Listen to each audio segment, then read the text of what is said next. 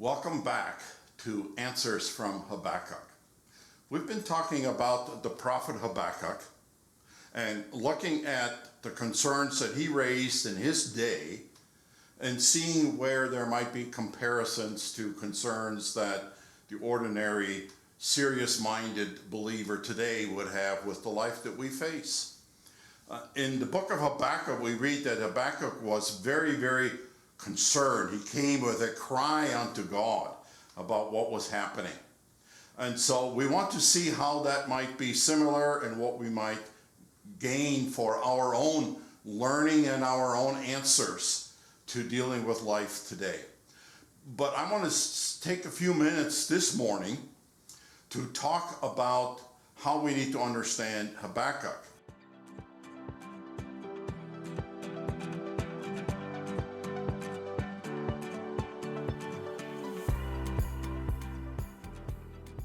Habakkuk was a prophet to the nation of Israel, a prophet of God, and he spoke during a very troubled time for God's revelation to his people.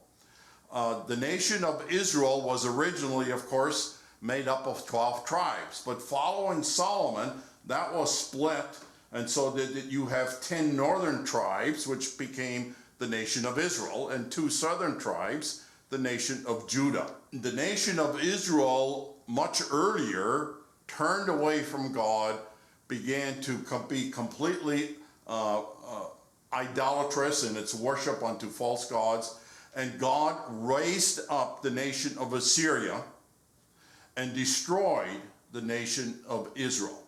And the prophecy of Habakkuk becomes in between the time that Israel was destroyed and the nation of Judah is yet going to be eventually destroyed by Babylon. So it's in the midst of that situation where Judah at this point had watched and understood what happened to the nation of Israel. They had turned away from God, and God brought his wrath upon them. You would think that they would have learned a lesson from that, but they did not. But even more important to understand here that this is, of course, part of God's revelation, so that God is more and more revealing his plan of revelation through taking his people into captivity, eventually bringing them back, and then preparing them for the new covenant with the coming of Christ as the mediator. So there are aspects about the prophecy of Habakkuk that we need to be careful about and not draw the same sort of corollary comparisons to what we see today. And yet there is something to be learned there. God is no longer continuing giving new revelation. We have all the revelation. But yet from Habakkuk, as we continue to look at the book of Habakkuk, and in fact I would invite you, if you are following this series of answers from Habakkuk, go to the prophet Habakkuk, read it, become familiar with it, read it through several times. There's tremendous things happening there, and we will look at them in terms of how God deals with sin and how God uses